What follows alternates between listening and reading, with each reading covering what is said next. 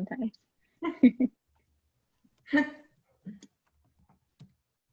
Wendy, if you want to go ahead and start, and we're already recording. Okay, great. Good morning, everyone. Welcome to our series number 3 webinars, The New Realities of Hospitality Education. We're very delighted and we appreciate all of you that are attending our event. And, we're looking forward to a wonderful conversation with our educational leaders. I'd like to thank my team, Fahima Garcon and Monica Walker. They've been great. They've been working hard over the past several weeks and couldn't do it without them, obviously. And I'd like to share with you also some upcoming events that we have of other webinars. So tomorrow on May 8th, we have a hurricane preparedness during a pandemic hosted by one of our Allied Upgrade members, Interstate and Super Restoration, and that will be at 11 a.m. And then on May 12th, we have How Hotels Are Anticipating to Modify Design Now webinar at 11 o'clock. Did want to share with you our partners at the GMCBB on May 14th are hosting the State of the Industry at 9 a.m. And on May 21st, we have Helping Hotels with Revenue Strategy post-COVID-19. I'd like to also thank our partners in this series, the webinar series, FIU Chaplain School of Hospitality Management, as well as the Greater Miami Convention and Visitors Bureau. We couldn't do it without them, and thank you so much. So at this time, our panelists today join us from the major hospitality education programs in the South Florida East Coast area. And we are delighted to have all of you. And I'd like to ask you all to introduce yourselves. And let's start with our fabulous moderator, Lupe Diaz.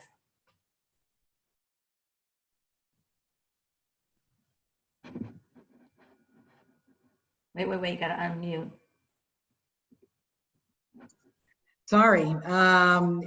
Good morning, everyone, and thank you, Wendy, for inviting myself, Miami-Dade County Public Schools, to be part of the panel today also, and to all of our illustrious panelists who are on today's call.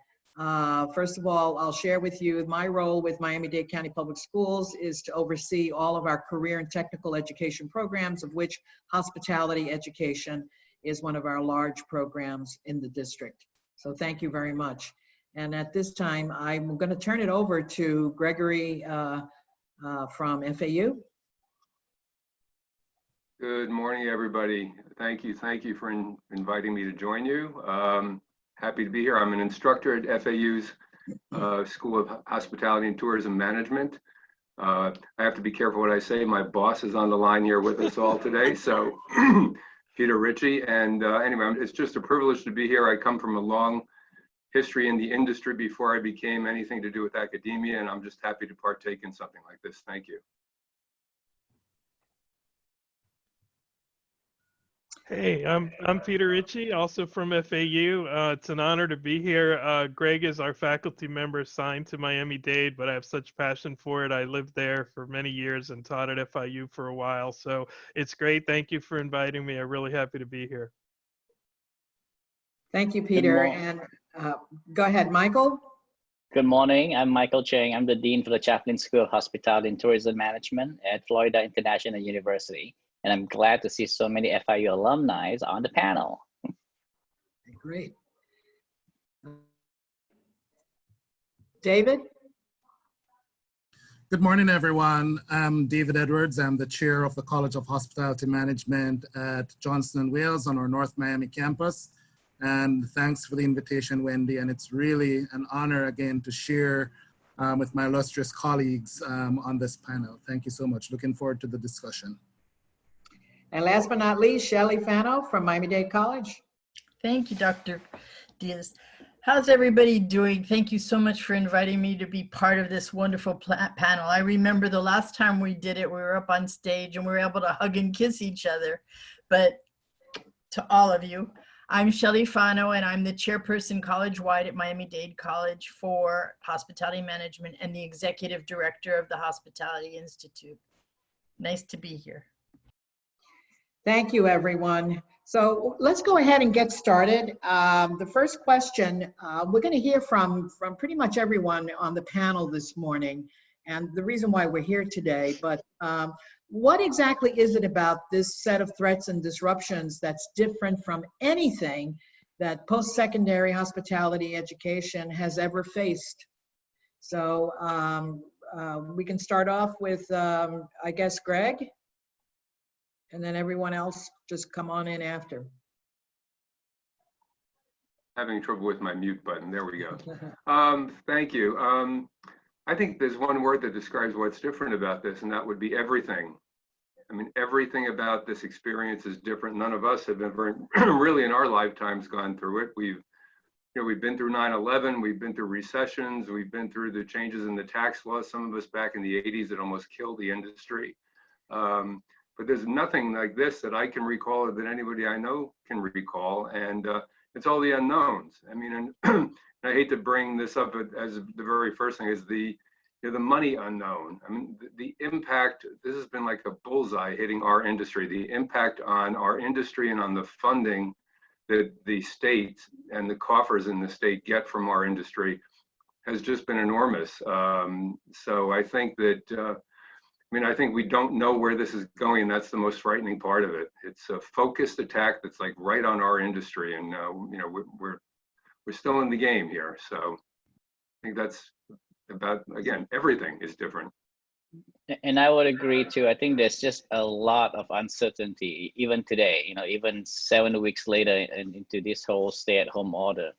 We're still not really sure what the outcome is going to be, what's going to happen.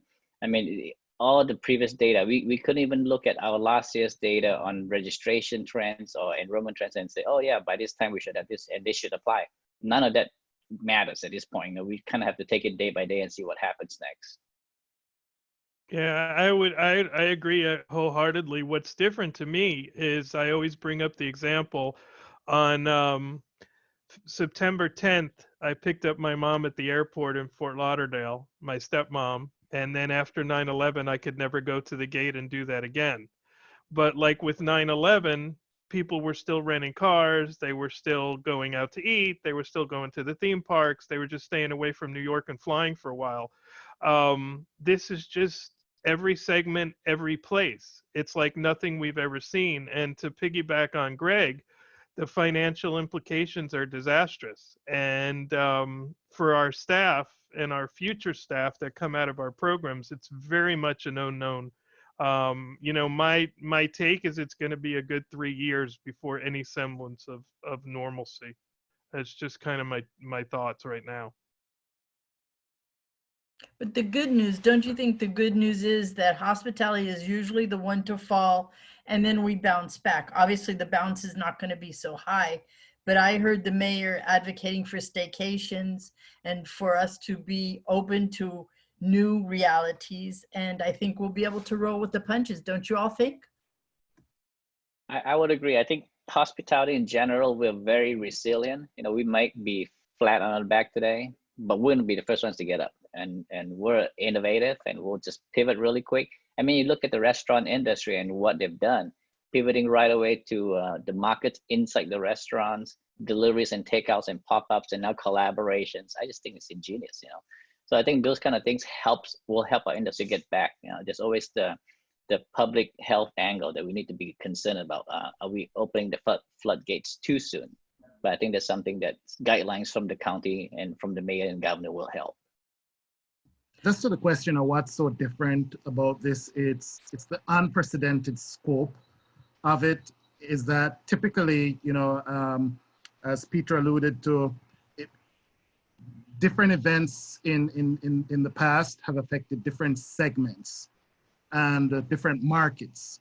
And this is just so global in scope and reach that it's really so unprecedented. And then the uncertainty, as Mike said, how do we move forward? How do we plan for fall? How do we plan for next year? How do we plan our programming? What are our classrooms going to look like? And so I think that's just what is so different. But to Shelley's point, we're a resilient industry and we've always been innovative and creative and we'll bounce back. Thank you, panelists. Who would have ever thought, but as has been said, hospitality is resilient. And in this community, especially in South Florida, we will bounce back very, very quickly. I remember February when Super Bowl was here, and who would have thought that now we can't enjoy a game of sports. We can't even go to the park yet, but we will bounce back, most definitely. So for the next question, what about hospitality education at the collegiate level makes hospitality education more vulnerable than any of the other disciplines like liberal arts or general business programs? Okay, I think you wanted me to start with that, Lupe. I think. Sure, go right ahead. Yeah, I mean, I'm just gonna leverage off of what I said earlier, and that I think it's this perfect storm that we have for our industry. I think when Peter and I go to the high schools and chat with the lead teachers and the students, I mean, we have a long list of things that are hospitality careers that we can wave in front of the students, and some of which they've never thought of. You know, airlines, cruise lines, hotels, restaurants, you know, private clubs, and on and on and on. We talk to them about all those wonderful things, and that's how we ignite the passion in them when they're so young, and how a lot of us had the passion in ourselves ignited. And every one of those things has been targeted directly by this thing. And they're young. I think the biggest challenge is they're young. They don't have the perspective. They don't know what it was like after 9/11. They don't know what it was like to go through a recession. They haven't seen it. You know, and some of their parents barely can relate to it. So, I mean, they're frightened. And I think that's going to be the biggest, you know, what makes us more vulnerable is all the things that made us more wonderful. We had all these opportunities to present to them, and we were the backbone, and we are the backbone of the state of Florida industry. And yet right now that backbone is hurting, and they don't have the perspective to see that we're going to bounce back out of this. But I think that's our biggest challenge, to make them understand the careers are still out there and they're wonderful careers. Don't be disheartened by this. Also, part of the advantage is we are in South Florida and nothing's happening to the beach, nothing's happening to the sunshine. So we do have that added value, and I'm using that to be able to invigorate our students whenever they start being in a fun. Look where we are right before this happened.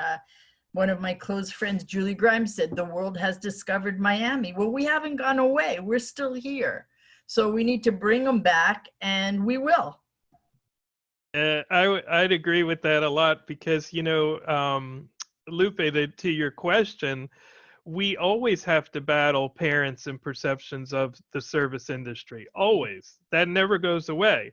But we've been on the ride of the high point of the roller coaster for the past years, where everybody's getting jobs, everybody's getting multiple offers, and we'll come back. I mean, I'm 54, I'll be 55 next month, and I've lived here since I was 12 years old. Tourism has always put money in our state's coffers, and we rebound all the time. From the gas crisis to the 80s to SARS to 9/11. But like Greg said, they are young and fresh and don't have the perceptives, you know, look at, oh, I've been through this, I've been through that. So that's kind of where we have to guide them. And I love what Shelley says, just invigorate them and remind them where we are. That's a great place to start. Mm-hmm.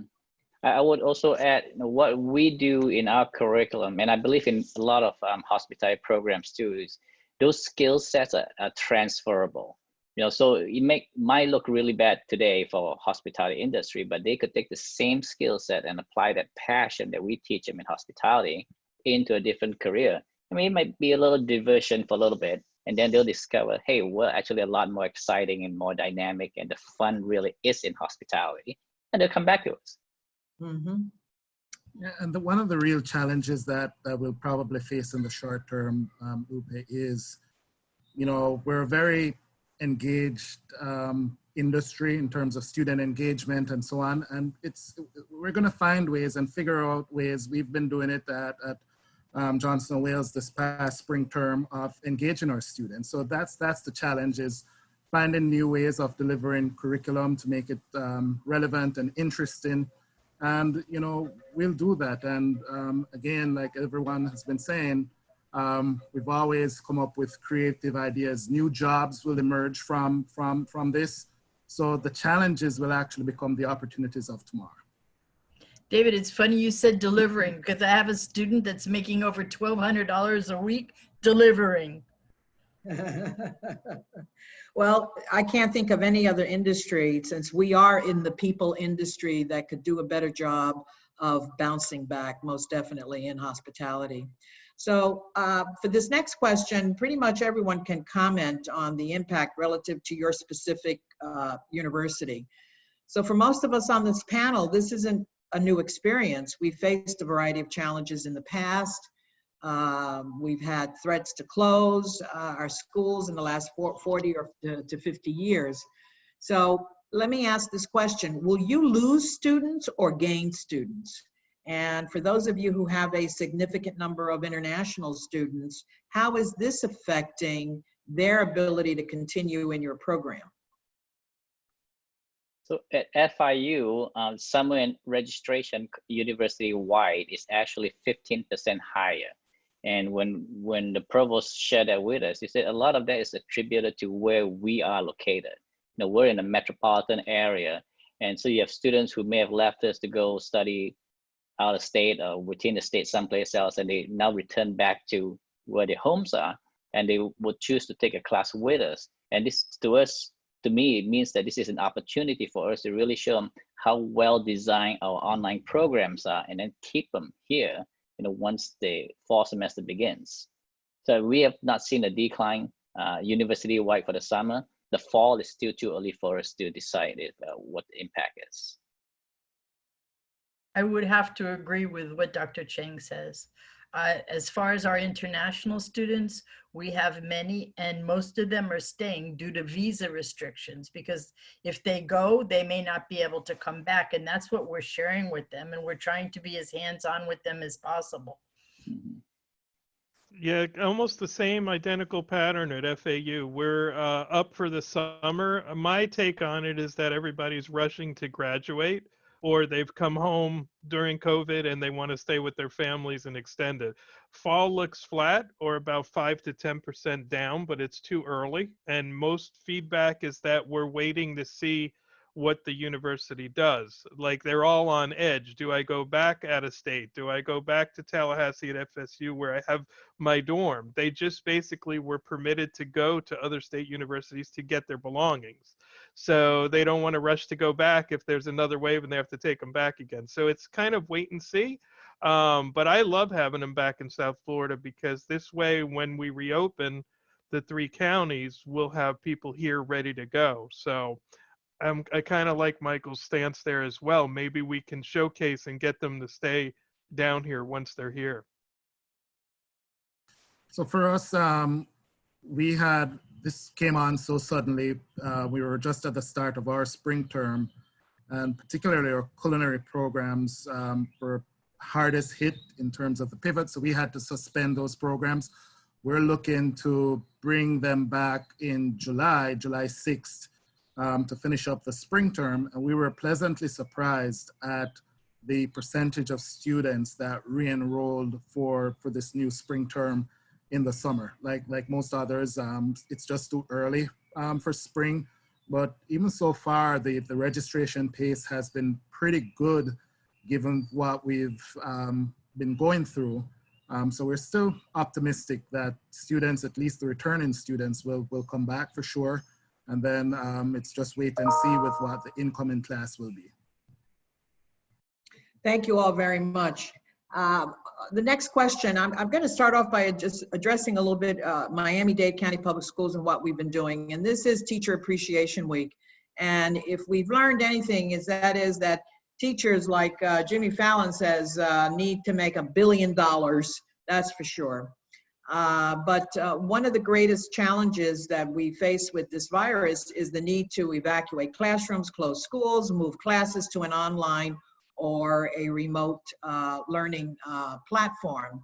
So the question that I'm posing to you is, how have your programs adapted to this change in curriculum delivery?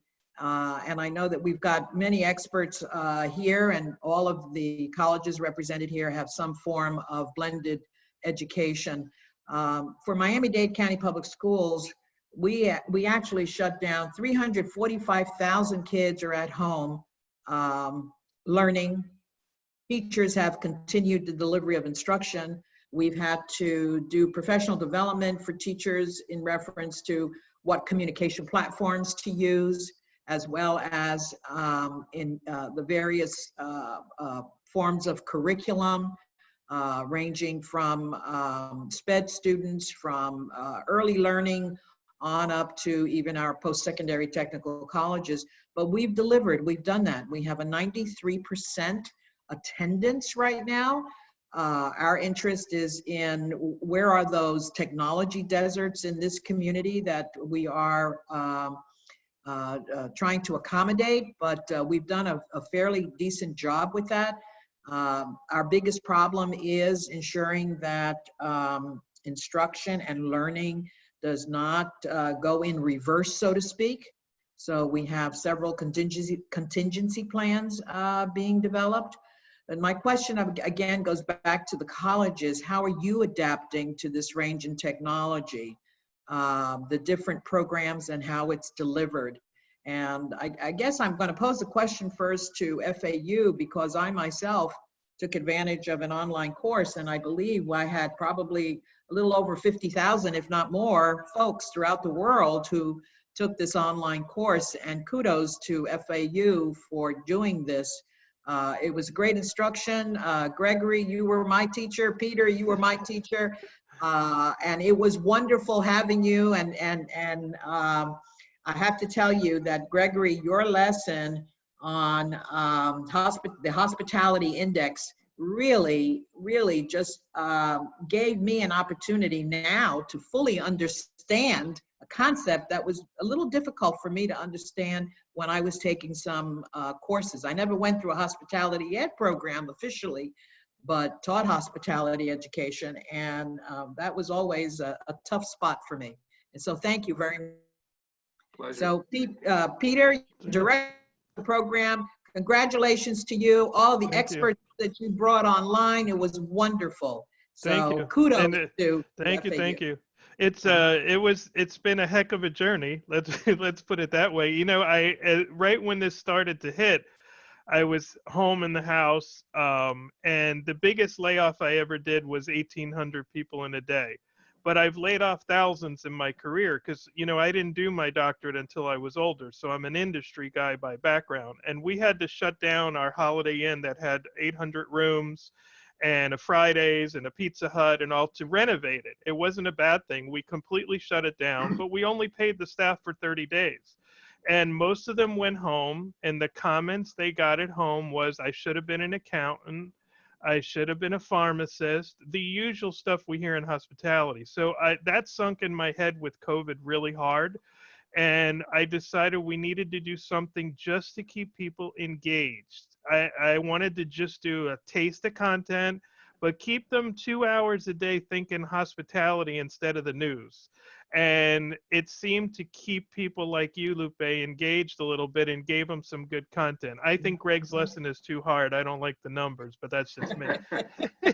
So, yeah, but you know, to your question, we started moving all of our classes to a hybrid format about 10 years ago before others in the College of Business. And then I made a mandate for all of our faculty on our team to go through the painful process to learn the pedagogy and do it so that we produce the same quality, but in an online environment. And with students working so much, hybrid was nice. So for us, moving fully online was not as challenging. My heart goes out to the people teaching theater or chemistry, and they have never taught online, and the universities across the country just mandated an instant move. You're feeling it, Lupe, yourself, 325,000 times over. So you know, but I mean, FIU does a great job already on e-learning, or whatever we call now, distance learning, whatever you want to call it, remote learning. There's so many terms.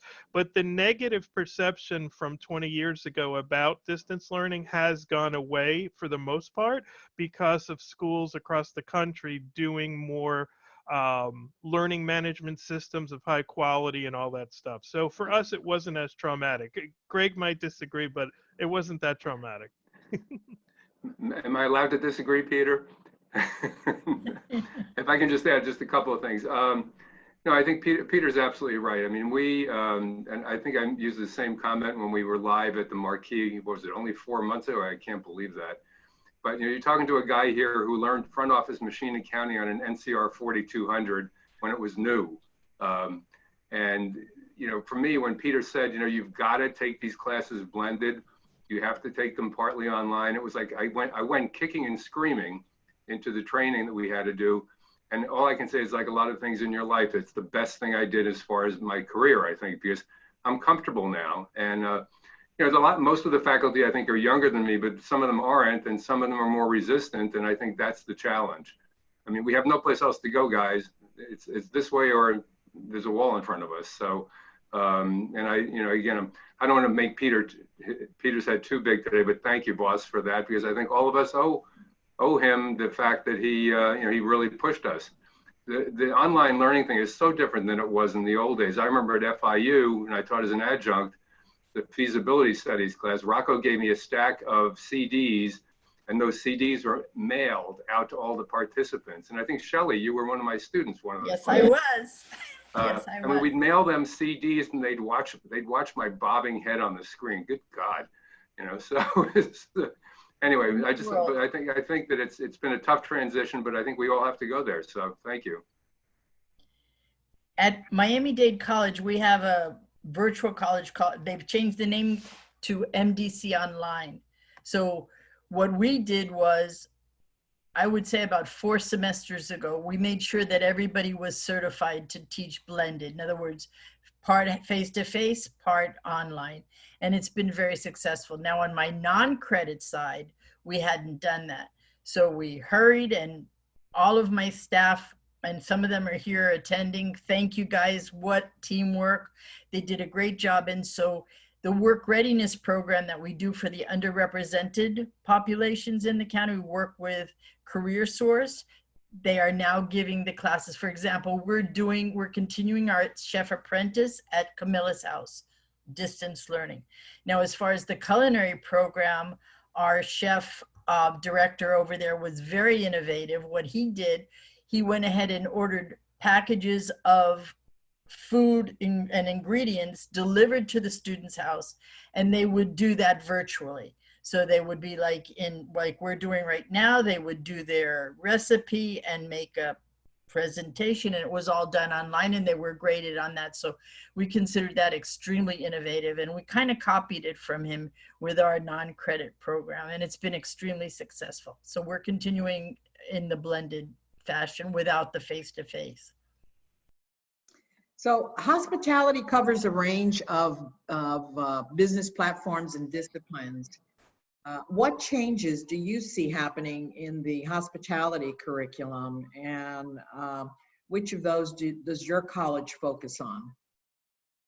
So at FIU, we have your traditional, what I call traditional tracks within the hospitality program: restaurant and culinary, lodging, tourism, events management, beverage management. And then this fall, we're launching 2 new tracks for the undergraduate program.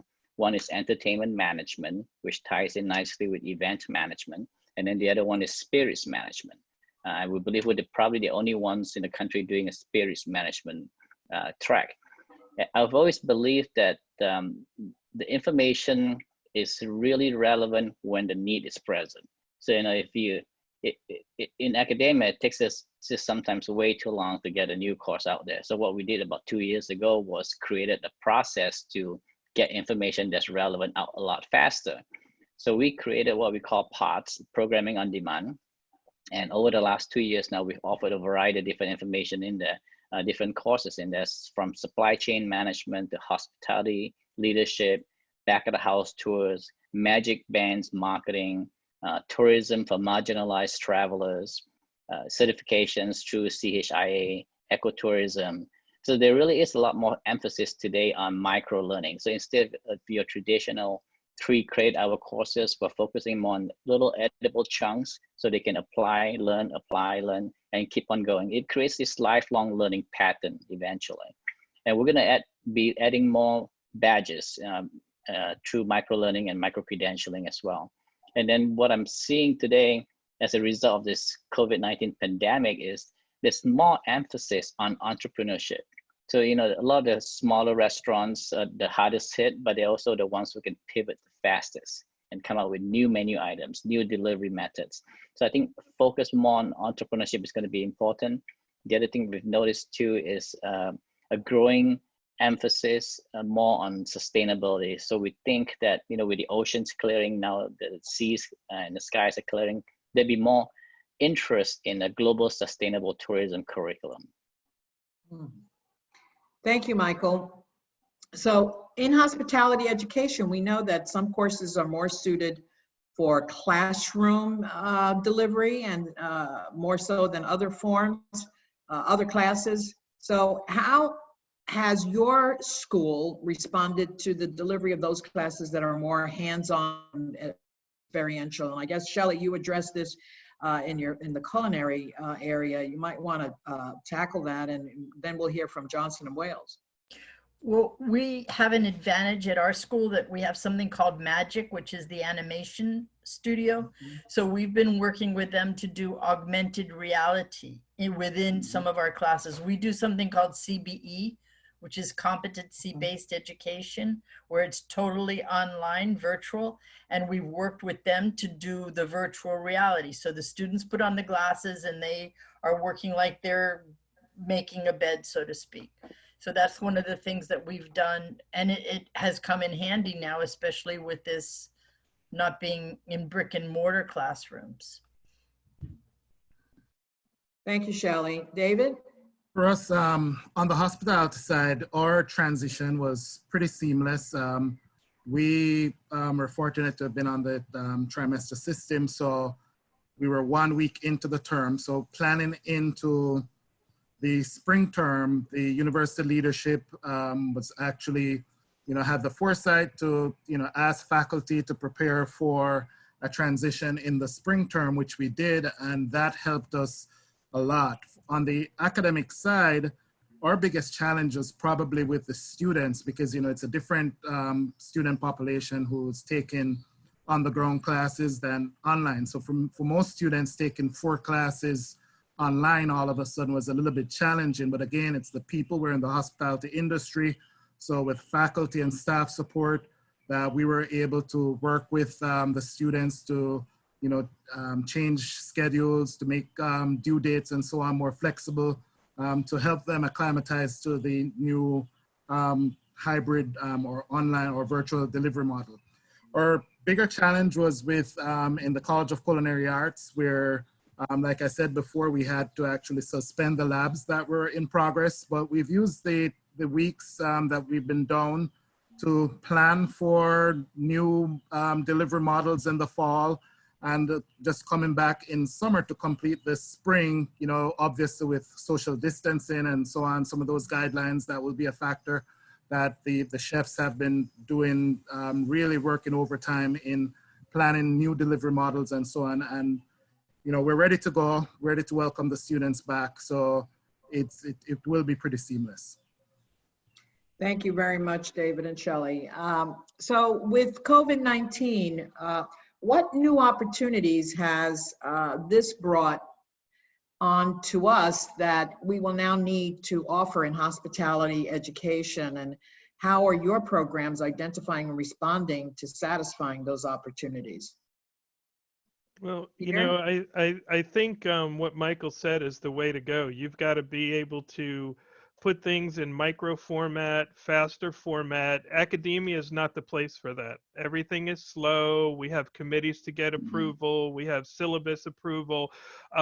With the certificate, I had a feeling, I had a life experience, and I had leadership here that just said, go with it. That's, and luckily we had a team to build it. We only built it over 5 days, but we built it and came out with what I consider halfway decent product. But we have to be nimble. The hospitality industry right now, if we're going to resume operations and we're going to be great and we're going to survive, we've got to be nimble. And, Dr. Cheng said it best. The restaurants jumped up. You go curbside, you could buy wine, you could buy beer. They're trying to stay alive. When you're trying to stay alive, you'll be nimble. and we became a little complacent. So right now is the nimble people will lead, and I expect the universities to be the same, because believe me, across the country, all academics are worried as well. You know, even though we're in the short run right now, people are feeling like, is this forever? It brings back all the the reminiscing in a bad way of 9/11 and other of those points. So our nimbleness will make us successful. And I think in education, we have to do the same thing. Like here at FAU, we now, and I think most state schools, we have 6-week classes, 12-week classes, 16-week classes, 3-week classes. I mean, we're trying to cater to a broader audience on their learning methods they prefer and their styles more than we ever have before. I guess I'll leave it at that. It's hard. In Yeah. addition to that, I think one of the advantages, if I may, is that we do emergency management. We get hurricanes, which other parts of the country don't necessarily, and we have to scurry. The industry has to scurry. So I guess we had a little bit of breaking into it. And now I believe this will serve as a platform going forward. And we'll be able to have this infused in our curriculum and be able to spin around on a dime, God forbid, the next time there's some type of issue. Yeah, I think like what Peter and Shelley said, listening to our stakeholders, and we have a lot of stakeholders, the industry, our advisory board, our students, how they want to learn and when they want to learn. Listening to them is key, and then being able to react quickly. You know, if we wait too long and try to develop something that's 6 months down the road, that need has passed. Nobody cares at that point. So I think that's really crucial. You know, and back to what Shelley just said too, we last semester, actually no, 2 semesters ago, we offered a class on design thinking, where students can learn the prototype stage of the design thinking process. And this is like before COVID, before we all knew we were gonna flip on the switch and go remote suddenly overnight. The students in this class was learning how to incorporate augmented reality and artificial intelligence into the hotel room experience design, so that they can figure out, okay, so if the guests come in from this side here, what's the experience like? If they walk down this hallway, what's the experience like? Who do they interact with? And I think what's happening today is forcing us to really think more along those lines, using the tools that we have that we've never considered before in the past. So even though we've gone to a distance learning mode, it sort of has brought a lot of us together. Look at us today from the various colleges working together, and the community also working together and planning to reopen after this pandemic, which supposedly will be going on for a while, and it'll take at least 3 years for us to get back to what we thought was normal. But what do you think, or how are your programs going to address this? And many of you have already touched upon, you know, being flexibility, being quick, short, but yet responding quickly to these changes or challenges, I might say. So would anyone like to address that, how your programs will attempt to address what is to come in the near future? We're going to I'd like be to just phasing add to. in. I'm sorry. Shirley. Go ahead. I'd just like to add to it kind of segues off the comment that we were just making. You know, it's not, you know, the faculty has to respond at all of our programs, but the administration does too. And I don't have to, and I don't sit through the you know, seemingly endless meetings that Peter has to sit through with the administration. But the days when we couldn't react immediately are over with. I mean, it's the survival of the fittest. And I think the message has to get through the top echelons who are controlling the strings, and including the purse strings. You know, we need to be flexible. We need to move. We need to get stuff done quickly. And if we don't, we're going to be in big trouble. So to me, that's really where it all boils down, is that, you know, that turning on the dime. If the industry is learning how to do it, we have to learn how to do it. Mm-hmm. It's a little easier said than done in academia, don't you think? Absolutely. But it's a good message to get out there. That's my Pollyanna coming from the days when I was in industry. Sorry. Well, that works. That works. So, I mean, for us, Lupe, like I said, we were at the start of our spring term when the shelter at home policy went into effect. So 1 week in and the students had to go home. So we had students out on mandatory internships, which obviously got hit hard. And so we had to very quickly, to Greg's point, cut through some of the red tape in terms of approval process to get new courses developed, especially for the students doing summer internships who they have no internships, some not available, or the university made a decision that it only could be virtual internships. So for the other students, we had to develop direct experiential education courses very quickly for them to be able to get into and to still have some type of a decent hands-on experience without the experience. So nimbleness is going to be a key factor for us, even in academia going forward. I also think there's going to be a scarcity of resources, and which is going to force us all to really think about how we can partner. You know, at this point, it's not every man for his own anymore. It's like, Peter, what are you doing? Can we work together on this opportunity? You know, so I already have my events management faculty talking to a university, San Diego State University, on the virtual event course. Because if they're doing that, and we're all living in a virtual environment today, you know, it makes sense to share content, share people, share processes, learn best practices. Thank you very much. Collaboration. Wendy, how are we doing with time? Okay.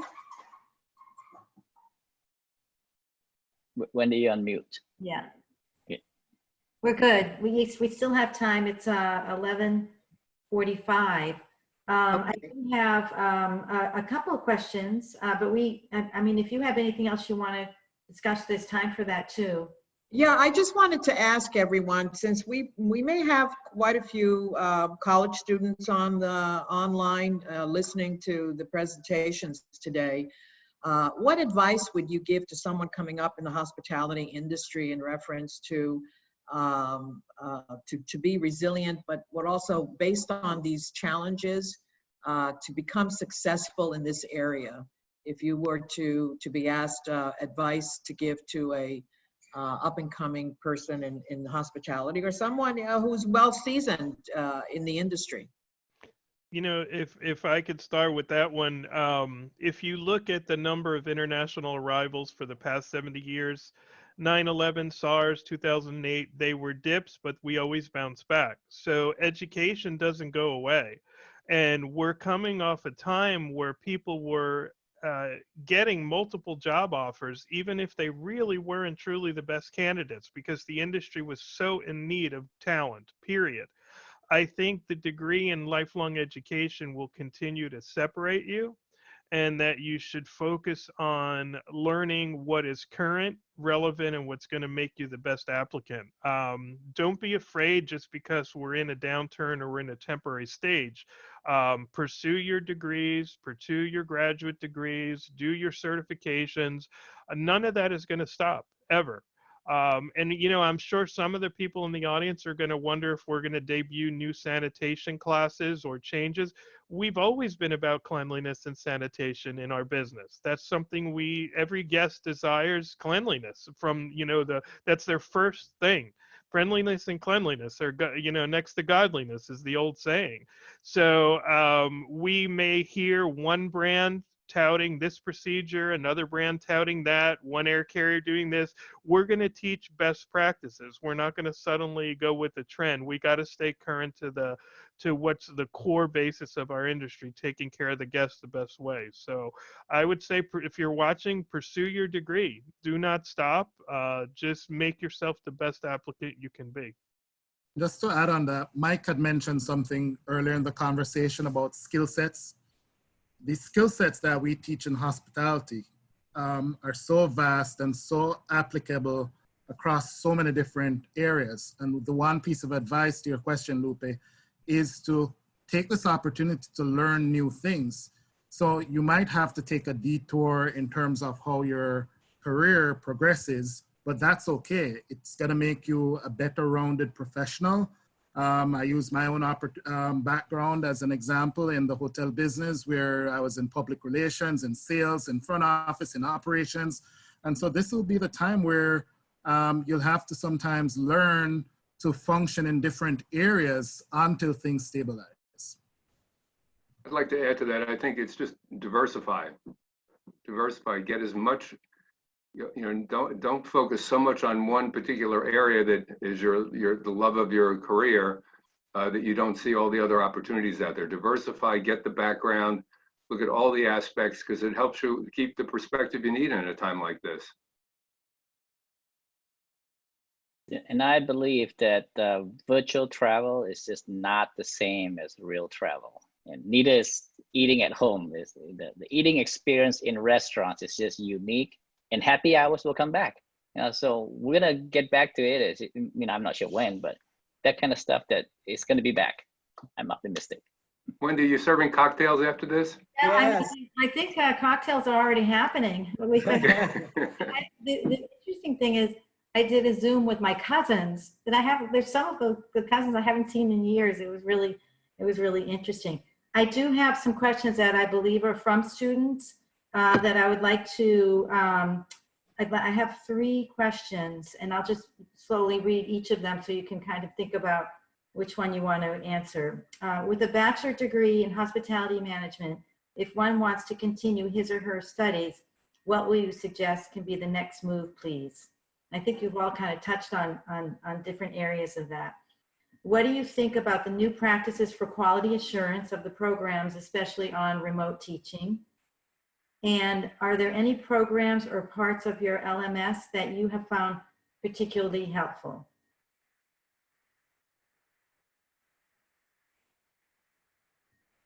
Well, If I could. Go ahead, Michael. Well, I was just going to promote master's degree. If you've got a bachelor's, go on to a master's degree. And when you have the opportunity, give back and be a teacher, be an instructor, be a professor, because that's what the industry needs and that's what the students need, especially the bright minds that are coming out of our colleges these days. Dr. Ricci. I would say like learning management systems, they're sophisticated these days. They're great. We can post links, we can do videos, we can do everything on the fly. So there's really no one that's better than another. Each university chooses one, you know, maybe the state mandates, whatever. But as far as their learning platforms, they're great. We're using Zoom right now. I mean, look how easy it is. We look like Brady Bunch for anybody who remembers them. But I mean, you know, like you can do anything these days if you put your mind to it. And remember, everybody behind us is much more tech savvy in general. So they usually educate me and Greg. Like Greg and I were talking just briefly about some of his video projects and things. It's awesome. So I would think learning management, I'll piggyback on Shelley, do your master's. If you have your bachelor's, now is the time. By the time you come out, industry will be rebounding. Take a certification, go to American Hotel Lodging, Educational Institute, do anything to make yourself better. I'd like to add to that too on the master's thing when Shelley was talking about it. It's you know, for years people said, do you really need a degree at all in hospitality? Then do you need the master's? You know, if you're going to do the master's, the other advice I give is don't wait. I always remember when I graduated from Cornell, my mother, I said, I may do a master's. My mother said, you'll never go back, with her New York accent. 40 years later, I did, and I'm so happy I did. So, And I totally agree. When I did my master's, my advisor told me, well, she actually bribed me. She said, I'm going to give you a graduate assistantship. You can do your master's. I said, yes, of course, it's free. So I just did it straight on. And you know, once you have your master's, no one's going to take it away from you, you know.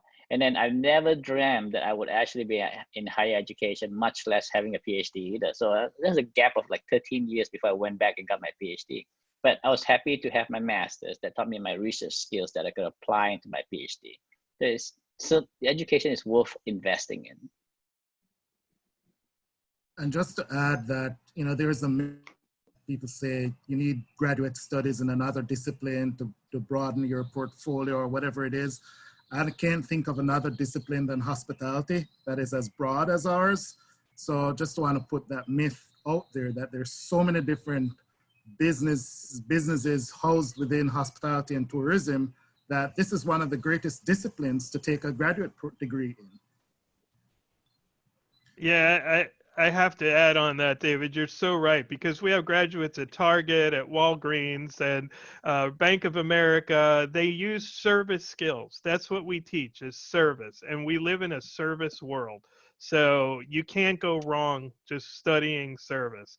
You know, it's just the answer. I mean, no matter what, we're providing service. Wendy is providing service to her members. Lupe is providing service to the students. I mean, we're all in the service business. So we teach that better than anyone. I have to tell you, I'm so excited to be with all of you. And I think that we had a boutique GM panel last week. And when you listen to these general managers, and I'm sure that you've all spoken to many of them, or the HR directors or food and beverage, who I've been talking to a lot, sales and marketing, there's so many wonderful opportunities because, you know, we're all very creative. And I think we're all going to be working. I know we work together a lot, but I think we're all going to be working together even more with the reopening, you know, because there's just so, you know, imagine catering and events, what's going to happen with that in my past career. I'm so excited. I can't wait to see, you know, there's just so many opportunities. We're going to be spending a lot of time together. I can tell you that. I've already been working closely with Shelley, and I'm on FIU Dean's Advisory Council, and, you know, we had our first meeting, and I think we have to stop grieving, you know, I'm not shedding as many tears as I was this week than last week. You know, I'm trying to really, I think because now that we're getting ready to open, and there's just going to be a lot of wonderful partnerships together. And I think it's going to be it's going to be totally different. It's going to be very innovative. It's going to be scary, but with that, we're good. We can handle all of that. And I just want to thank you. And Lupe, just wonderful, wonderful moderation, and everybody, all of you. We love you all very much. We're so fortunate to have all of you, all of your institutions, and your professors, and all of the wonderful students. And you know how I love the high school, the NAF, and all of that, the academies, all the academies. We're very, very fortunate to be here in South Florida. And I can't thank you enough. And if there's anything that you'd like to add, you know, please do. Oh, I want to ask you, if you can go away, you know, say once we open, and if you can take a little time to take a little vacation, where will you go? You tell me where I'll go, Wendy. You're going to go where I want to go, Maine. Yes. I'm waiting for the Hard Rock to open. I'm missing my gambling. I'm gonna go New York City. I'm missing my Broadway shows. Oh, that's nice. That's great. I'm right behind Michael. Only when I get to New York, I'm gonna do a little jig jog up to Vermont, because I miss Vermont still. Very nice. I think New England is, yeah, in our hearts, I think.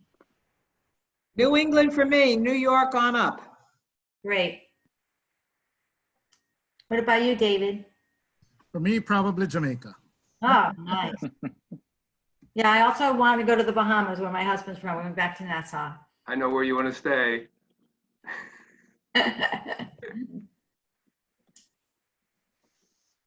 Did we get everyone? Well, thank you again. And we love you, and everybody that was participating. We appreciate your support. And stay tuned for the next webinar next week. Take care, everyone. Oh, Thank you, Wendy. Thank you, you. Lupe. all the Bye, everybody. Thank you. Hey, guys. Thank you. Thank you. Thank you, Wendy, for everything you're doing. Yes, Yes, yes, thank you so much. All right. Bye-bye. Bye, guys. Now. Thank you. Bye.